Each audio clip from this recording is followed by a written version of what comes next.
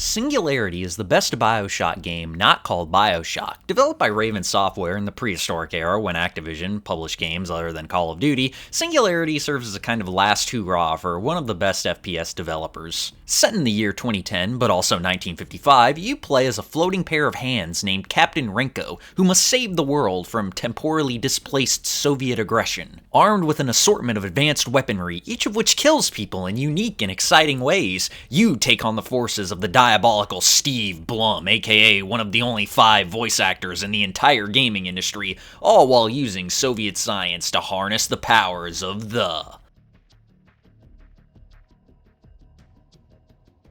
Okay, we had our detour with a CRPG, now back to a shooter. Singularity is one of those games that came out in the midst of what you can call the genre's dark age. In the wake of the success of Halo and Call of Duty, shooters as a whole began chasing after the success of both of those franchises. Game mechanics that were popularized by those two, such as regenerating health, 2 weapon limits, and bombastic scripted set pieces, became some of the dominating features of titles released under the shadow of these two behemoths. This left many developers in a weird spot. You see, a lot of guys who made these games were used to making the old kind of shooter, those that took inspiration from classics like Doom, Quake, and Half-Life.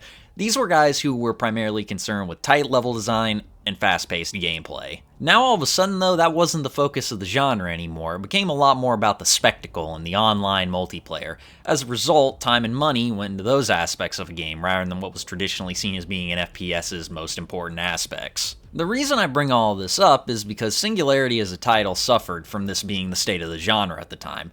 Not really the game itself, it's pretty damn good, but in terms of its reception, it got shit on from 2 fronts. Newer FPS fans who basically hated anything that wasn't COD or Battlefield, and fans of other genres who prejudged the game based on its generic association with those titles. This left Singularity with a very small core audience of potential customers, who were probably themselves preoccupied with Doom mods, Quake maps, and Half-Life mods.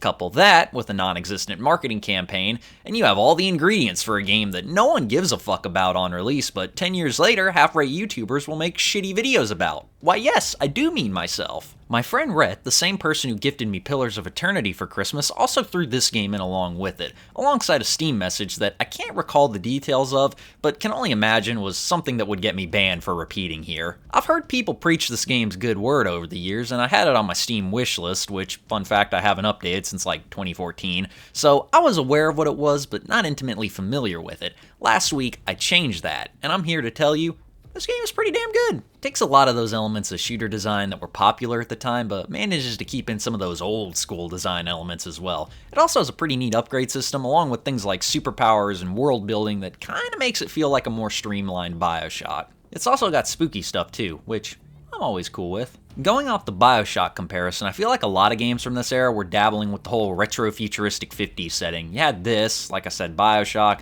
Fallout 3, Destroy All Humans, XCOM, probably some others I've forgotten. I guess now that I'm thinking about it, it was kind of like today's obsession with the 80s. One thing that makes Singularity stand out amongst the pack though is that all those other games used imagery from 50s America.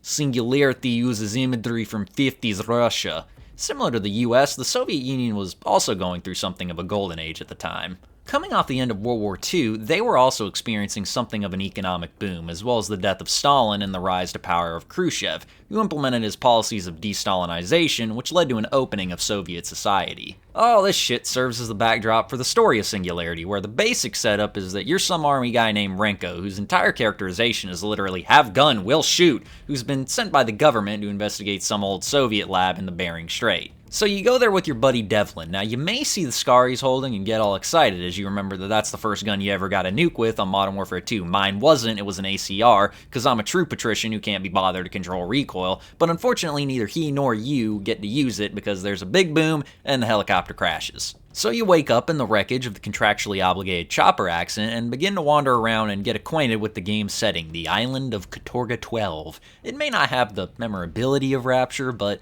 I think it does a pretty good job of creating a cool and interesting environment for the player to explore. You're on the island for maybe like 10 minutes before some wormhole or some shit sends you back to the past to save the shitty person who sucks ass, because the dude that you rescue turns out to be a major prick. We'll get to that later though. Within another 10 minutes, you've finally gotten a gun and are killing these skinny mutant motherfuckers motherfuckers. Your first gun is a revolver called the Centurion. Now, I think you can tell a lot about what kind of shooter you're in for based off what the first weapon here is, which is a good thing, because the fact that my first firearm is a revolver that fires nuclear-encased shells tells me that there's gonna be some good shit in this game. And it turns out that I was correct, because the guns in this game are awesome. You've got this futuristic AK that's powered like a hybrid car or some shit, a sniper rifle that slows down time and basically gives you free headshots, this thing called the snapshot which fires explosive bolts at people, and a shotgun.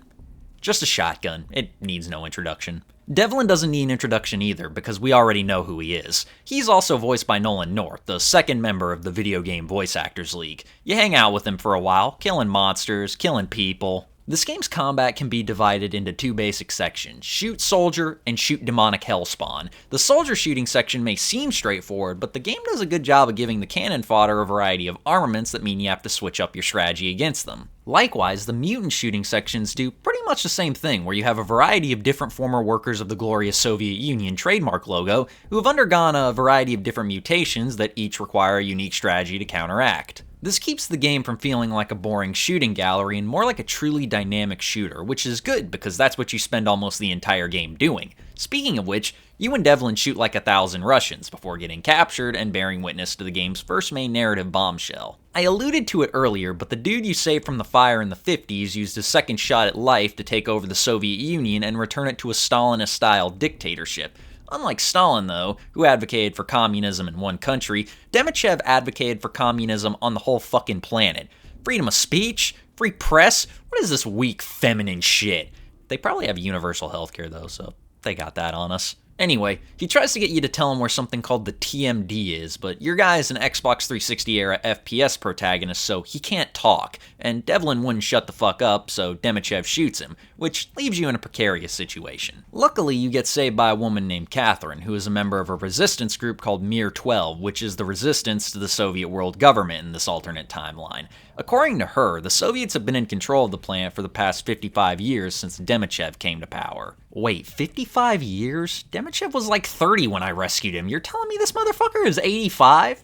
Damn, kill it, King. Anyway, Mir 12 theorizes that the linchpin to helping overthrow the Soviet government is a long-dead scientist who worked at Katorga 12 named Borislov or something. You go back to 55 to prevent Demichev from killing him, which gives you a moment to kill two birds with one stone.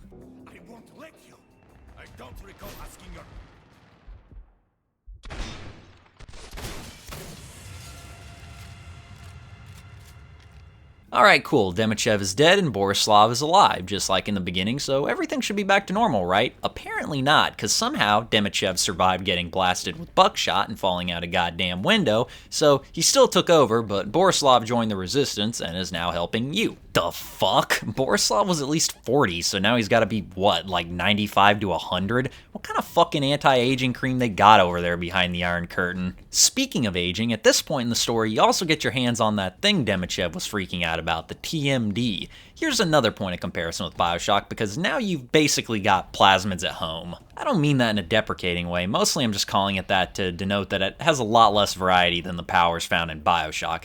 That's okay, because it doesn't need them since it's still badass. The TMD comes with a couple of really cool functions. First, it can age things forward or in reverse, which is used for a bunch of different puzzles throughout the game, but more interestingly, you can use it in combat to instantly turn enemy soldiers into dust. That's fucking metal and biblical at the same time. Since the TMD is powered by E99, and E99 is what's mutated everyone on the island, it can also be used to turn soldiers into zombies, which is really fun to do. Alongside this, you can use it as a slightly gimped gravity gun to throw objects, namely explosives, at enemies. It has an impulse melee attack, which is hilariously overpowered, and you can shoot out these balls that freeze anything in them, which you can use to slow down enemies. This is the point when the gameplay loop of Singularity really comes into its own, with you getting access to not just these powers, but also the entire rest of the arsenal. There's a big-ass minigun, which does exactly what you would expect it to do, this thing called the Seeker Rifle, which shoots out these guided bullets that slow down time and explode on impact,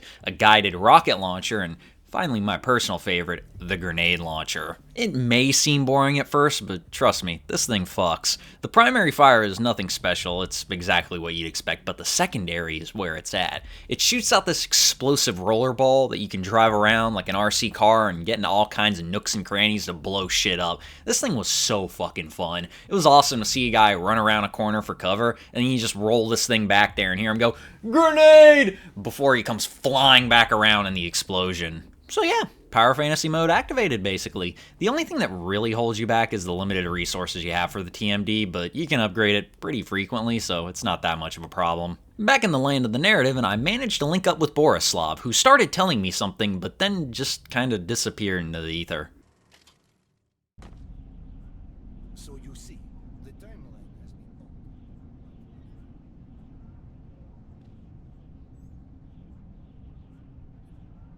Yeah, I'm guessing my game bugged out here, because otherwise I have no idea what the hell happened. From here, though, your goal is to get to some ship on the other side of the island, which requires you to go through the sewers and fight these annoying-ass exploding crab things, before you get on a train and fight a giant version of the annoying exploding crabs, which I guess makes this a giant enemy crab. Man, that's a throwback. So you get to the ship, which is all destroyed, but you use the TMD to reassemble it. But it's big, which means it can't stay fixed forever for some reason, so you gotta work quickly. The thing we're looking for here is a E99 bomb, which you get after the swimming section where I actually got freaked out by the lamest jump scare ever.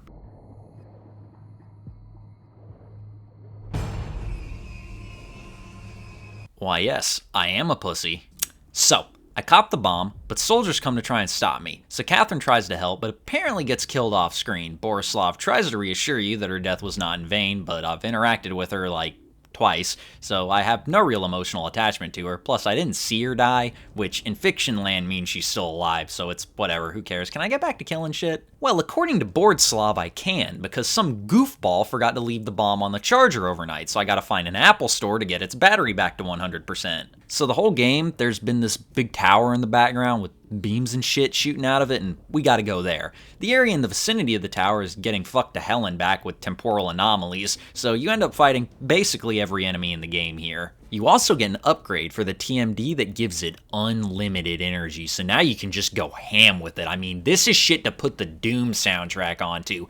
This section is so badass. At this point, I also had most of my weapons upgraded a good bit too, so after the upgrade, it's just one big bouquet of guts and gore. In the midst of my psychotic rampage, Borislav tells me that I need to go back to 55 to get some code or some shit to charge the bomb. I don't know, I wasn't paying much attention to the story at this point. Back in the 50s for the last time and the rampage continues, I find the scientist that Kovalev told me about who seems harmless and begs me not to kill him. I think you can actually spare him, but when I aimed at him, the reticle turned red, and when the reticle turns red in a shooter, I kill things indiscriminately. Got the code, charged the bomb, got a new data plan for 5G, don't worry, I'm vaccinated, and now the tower can go kaboom. Hooray, we did it, we won. Except we didn't, because like I said, Demichev is somehow still alive, so they just built another Singularity tower or whatever the hell it was I blew up. I shot him again, but he once again didn't die, and the game presented me with the choice. At this point, I can either kill Demichev and go back in time to kill myself to prevent Demichev from surviving the fire,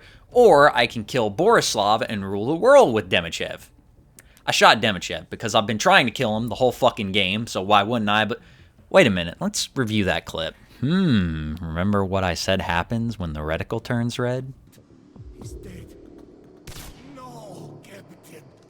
Wild card, bitches! Turns out this is a legit ending for the game. With both men dead, Renko, the main character, wanders into the wilderness while the Soviet Empire collapses, the world descends into skirmishes between various warring factions, Katorga 12 blows up and kills like all of Alaska, and reports begin to emerge that a mysterious figure has begun to rebuild America, using a gauntlet imbued with unfathomable powers to destroy all who oppose him. Also, there's an after-credits scene with Catherine leaving a message or something. I don't know, I couldn't read it fast enough. I guess if there was ever a sequel, sequel, this is the ending it probably would have picked up after. Well, that's another one off the old backlog. Singularity is a pretty cool game. It apparently had a troubled development, which led to a bunch of people getting laid off and the game almost getting canceled. Plus, it sold like shit when it came out, so that was pretty much the end of Raven Software as anything other than a COD support studio. That part of the story sucks, but at least they went out on a pretty good note. Now that Activision has been absorbed by the Microsoft media conglomerate, maybe the team at Raven will be given the ability to start making their own games again, and maybe even make a sequel to this game, but I doubt that one, and I don't think it really needs one anyway. Either way, hopefully this dark age for Raven will soon be behind us and they can get back to doing the thing that they made their name doing, making kick-ass first-person shooters. Or just any game that's not Call of Duty, that'd be cool too.